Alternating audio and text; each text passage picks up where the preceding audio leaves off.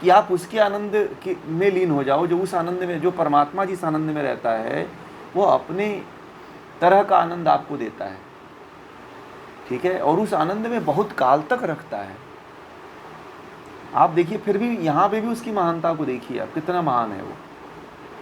और उसके लिए प्रकृति को भी कहता है कि तू भी इसका साथ दे। इस जीवात्मा को मुक्त करने के लिए परमात्मा प्रकृति को भी खड़ा करता है कि मैं तुम्हारा पीछे से हेल्प करूंगा, तुम जीवात्मा को शरीर दे करके इसको मुक्त करने का काम करो। परमात्मा इतना कर रहा है, यह बहुत बड़ी बात है। हमें इसके लिए परमात्मा को धन्यवाद देना चाहिए। तो कुछ लोग परमात्मा को ही गाली देते हैं कि सब वही खेल रहा है, सब कुछ वही कर रहा है। अरे वो कुछ नहीं कर रहा भैया, वो साइड से आपका मदद कर रहा है। अगर छोड़ दे तो फिर तो आपको मतलब पता नहीं कितने करोड़ों अरबों खरबों युग लग जाएंगे आपको मुक्त होने में, नहीं लगेंगे, मुक्ति नहीं हो पाओगे, फिर पड़े रहो अंधेरे में। उसको क्या पड़ी है कि आपको मुक्त करे? परंतु इतना तो परमात्मा आपको अवसर दे ही रहा है। इसीलिए परमात्मा को क्या पड़ी है आपको मुक्त करने की, परंतु फिर भी इतना सोच रहा है। दूसरा कोई सोचता है क्या? इसलिए वो महान है।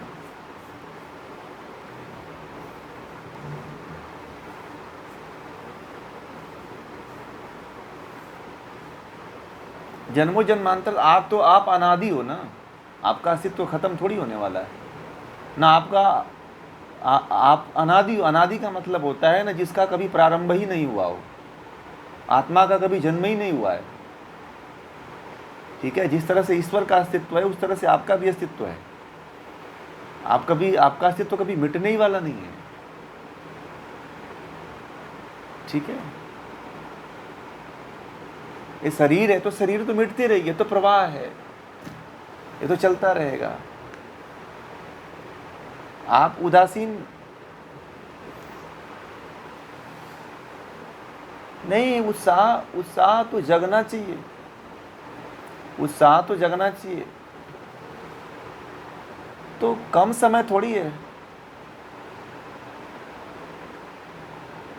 नहीं, आप इतना कम समय थोड़ी है। आपको लगता है कम समय क्या? आप यहाँ पे 100 वर्ष के लिए आते हो तो ऐसे ऐसे घर और ऐसे ऐसे गहने खरीद कर रखे हुए हो कि बहुत दिनों तक जीना है 100 वर्षों में, जिसका 100 मिनट भी समय नहीं है मुक्ति के लिए। आप ये सोचो कि 100 वर्ष के लिए आ रहे हो तो पूरी दुनिया में सब कुछ अपना साम्राज्य बनाना चाहते हो कि मेरा ही साम्राज्य रहे। तो वो तो कितना खरबों अरबों 31 नील 10 अरब 4 अरब वर्ष है मोक्ष का काल। कितना? 31 नील 10 खरब 4 अरब वर्ष। नोट कर लीजिए, इतना मुक्ति का काल है। 31 नील 31 नील 10 खरब।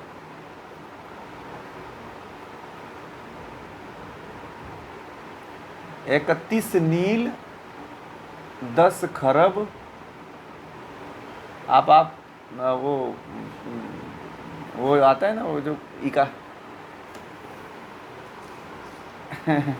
31 नील 10 खरब 4 अरब वर्ष मोक्ष का काल है। इतने समय तक कम है क्या? अब बताइए। और आपने कितने अनादिकाल से आकर के पाप कर्म कर रहे हो, तो कचरे में रहना ज़्यादा अच्छा लग रहा है कि मुक्ति में जाना अच्छा लग रहा है? बताओ आप। आप तो कर तो फिर हाँ हाँ फिर आना पड़ा, हाँ फिर करना पड़ेगा आपको, क्योंकि आप नहीं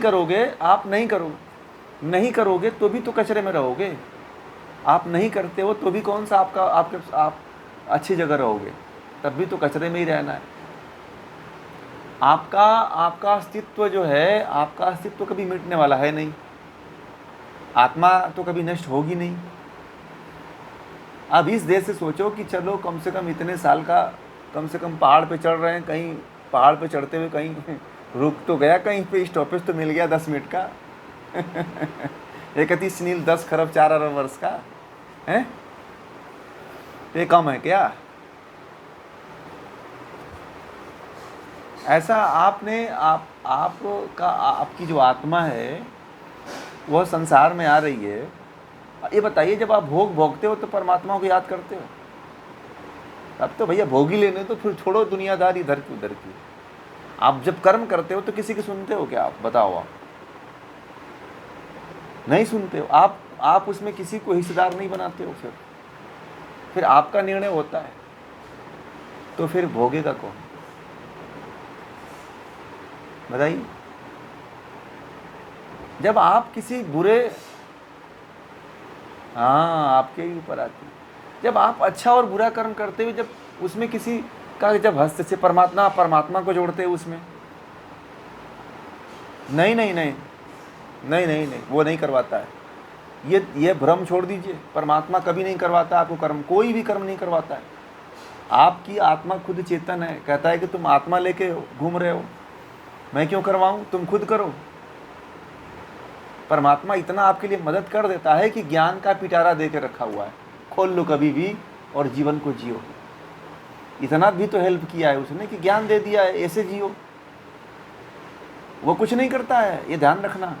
सब सारा जड़ आप हो। आपको जो दुख मिल रहा है, कष्ट मिल रहा है, यही बहुत बड़ी बात है। नहीं, प्रकृति ने दिए, नहीं नहीं नहीं नहीं, उसने नहीं दिया है।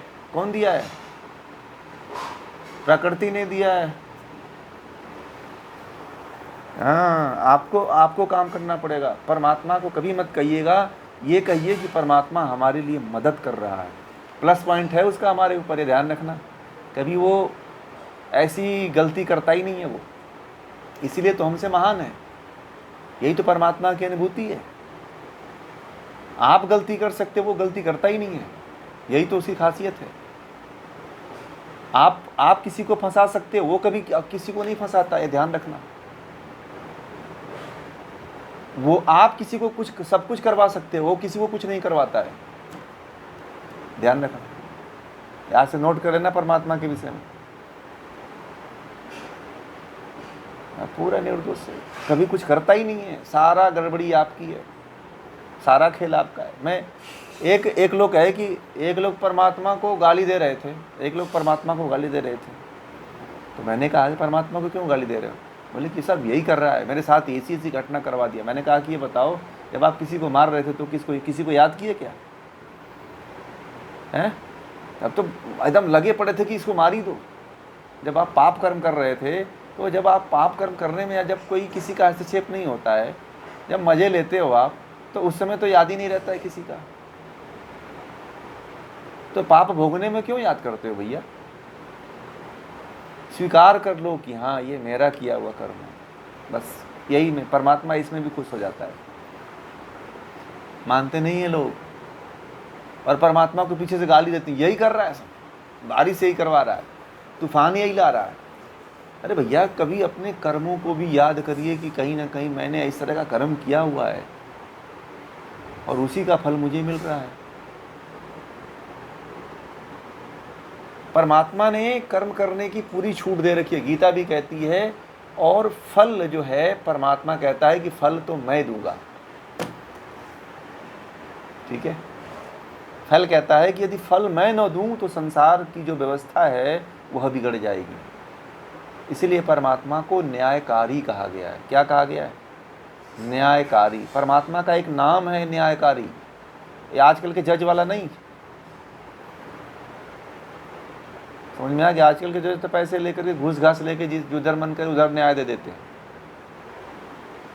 परमात्मा ऐसा नहीं करता है। आपने पाप कर्म किया तो उसको भुगतना है, चाहे आप कोई भी राजा रहो, चाहे रंक रहे, चाहे साधु रहे, चाहे महात्मा रहो। आप देखना, आप जब कर्म करते हो ना, बुरा चाहे अच्छा, आप सब कुछ भूल जाते हो। आप लोगों ने कभी देखा है जब आप अच्छा या बुरा कर्म करते हो तो कुछ याद रहता है? बताइए। कुछ नहीं याद करते हो, सब ज्ञान इधर हो जाता है एक तरफ, आप एक तरफ हो जाते हो। छोड़ो, देखा जाएगा, बाद में पढ़ लेंगे, ये तो घर की किताब है। समझ में आ गया? इसीलिए उस समय परमात्मा को शायद याद कर लेते तो नहीं होता ऐसा। समझ में आ गई बातें?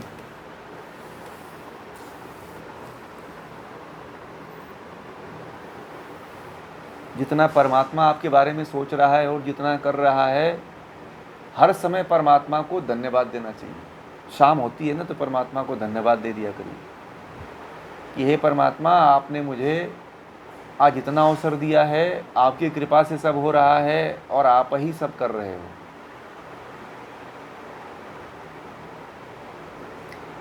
उपनिषद इसीलिए तो लोगों के दिलों को छू जाता है, और उपनिषद से वास्तव में लोगों को प्रेम होता है।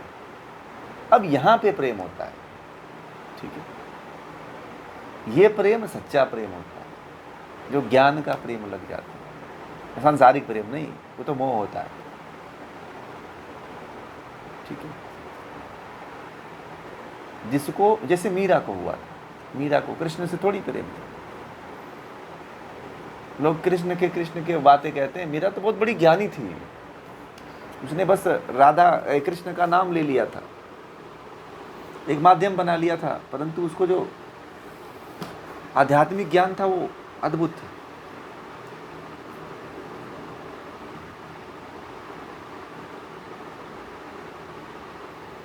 तो ये सारी बातें हैं, इन सब बातों को यदि आप लोग अपने जीवन में उतारते हो, जीवन में धारण करते हो, तो निश्चित रूप से आपका जीवन सफल हो जाएगा। इस प्रवाह में अभी बताओ कितनी आत्माएं हैं जो मनुष्य जीवन में रनिंग में भी नहीं है। कितनी आत्माएं ऐसी हैं जो कीड़े मकोड़े भी जन्म नहीं अभी लिए हैं। अब जो पत्थर में और कंकड़ में घिस रही है, उनका क्या हाल होगा बताओ, है?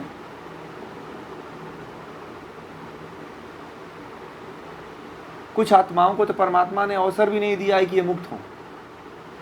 अब बताइए उनका क्या हाल होगा। आपको तो परमात्मा ने चलो अवसर भी दे दिया कि चलो भैया कुछ ज्ञान व्यान दे दिया जाए, इसको थोड़ा मुक्त हो जाइए। और आप लोगों की तो बहुत अच्छी कैटेगरी है, बड़े श्रेष्ठ हो कि परमात्मा के द्वारा जो सबसे अमूल्य खजाना है ज्ञान, उसका स्वाध्याय कर रहे हो आप।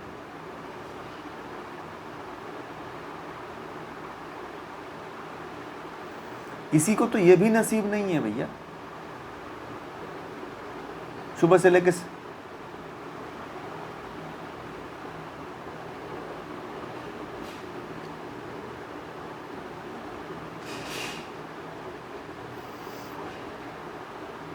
जब तक जिज्ञासा संतुष्ट न हो तब तक फिर आध्यात्म का कोई औचित्य नहीं है। यही तो आध्यात्म है कि जहाँ पे जिज्ञासा शांत हो जाए। वास्तविक अध्यात्म, वास्तविक प्रेम जो यही होता है, और ईश्वरीय प्रेम, सांसारिक व्यक्तिगत नहीं। जहाँ पे जिज्ञासा शांत हो जाती है वहीं पे समझिए कि वही ईश्वर है, वही ब्रह्म है। जहाँ पे आप संतुष्ट हो जाते हो ज्ञान से, वही ब्रह्म है, वही ईश्वर है। किसी व्यक्ति विशेष को मत मानना कि ये फलाना व्यक्ति के द्वारा, और मैं आपको बता रहा हूँ तो ये मेरा मत मानना, ये कहीं ना कहीं परमात्मा से प्रेरित शब्द हैं। ये मेरा इसमें कुछ नहीं, मैं तो निमित्त मात्र हूँ। मुझे माध्यम बना रहा है आपको ये बताने के लिए, समझाने के लिए, करता तो वही है। और इस भ्रम में कभी नहीं पड़ना चाहिए कि जो माध्यम है उससे आप जुड़े नहीं, परमात्मा से जुड़िए, कनेक्ट होइए उससे।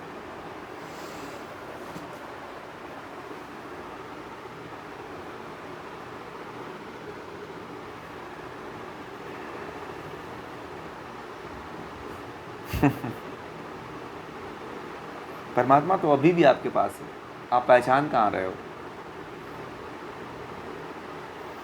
आप परमात्मा का कोई रूप नहीं होता है, ठीक है। परमात्मा कभी जन्म नहीं लेता है।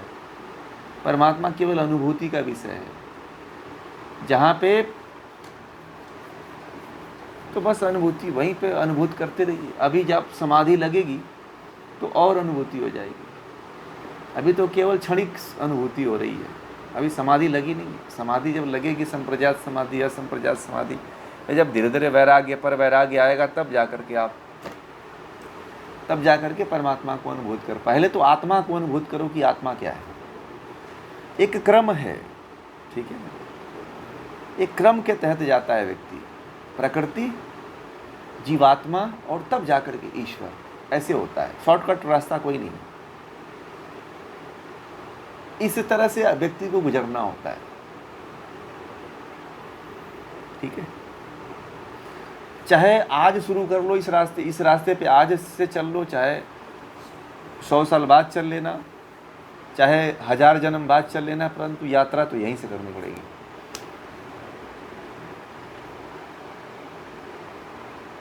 सौभाग्यशाली समझना चाहिए अपने आप को कि परमात्मा की कृपा तो हमारे ऊपर है ही है, और ये कृपा मान करके परमात्मा को बार बार कृतज्ञता और धन्यवाद देना चाहिए।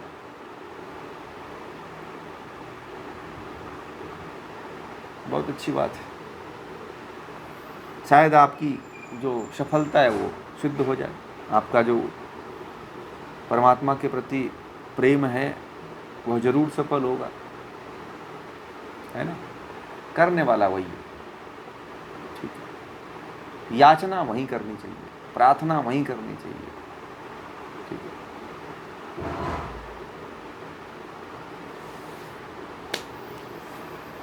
बस बढ़ते रहिए। उपनिषद बड़ा मज़ा, इंटरेस्टिंग सब्जेक्ट है, पता है। उपनिषद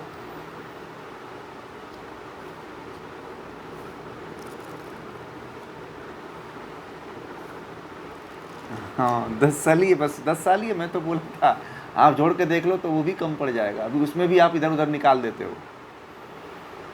आप लोग अपनी दिनचर्या जोड़ लो, सोना खाना जोड़ लो, इधर उधर 3-5 करना जोड़ लो, तो फिर और कम पड़ जाएगा। और उसमें भी आप मात्र केवल 2 घंटा समय देते हो। आप लोग 24 घंटे में भी शुद्धता से जीना, तो ये जो ज्ञान ग्रहण कर रहे हो, इस ज्ञान को आत्मसात करो। शरण, स्वाध्याय, चिंतन, मनन, निधिध्यासन करते रहो इसका, और प्रयोग में लाओ। मैं बार बार कहता हूँ कि जो आप पढ़ रहे हो उसको प्रयोग में लाओ, ठीक है। क्योंकि हमारे पास समय बहुत कम है, कब कौन यहाँ से चल दे, कौन किसका कौन सा पल आखिरी होगा ये कोई नहीं जानता। हाँ बस फिर यात्रा समाप्त हो जाएगी, ठीक है। हाँ बस गाड़ी नहीं आएगी, फिर गाड़ी छोड़ के जाएगी, बोले कि अब उतर जाओ, बस यहीं तक यात्रा। परमात्मा को देखिए, परमात्मा को देखने का ही प्रयास करेंगे तो नहीं, पहले तो आप जानो, अनुभूत करो। पहले मैंने बताया कि एक स्टेप है। पहले प्रकृति को जान रहे हो आप लोग सांख्य के द्वारा, उसके बाद जीवात्मा को जानने का प्रयास करो, फिर परमात्मा की तरफ आगे बढ़ो, स्टेप बाय स्टेप बढ़ो।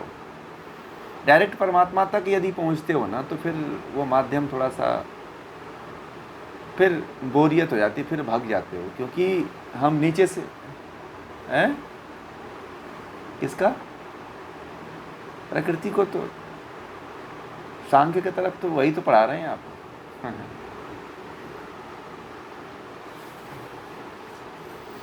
प्रयोग तो वही डेली तो प्रयोग करवा रहे हैं आपको। ये अनुभूत करो, इंद्रियों के पीछे भी करवा चुके हैं प्रयोग से। इंद्रियों को समझो, इंद्रियां कैसे कार्य करती हैं, कहाँ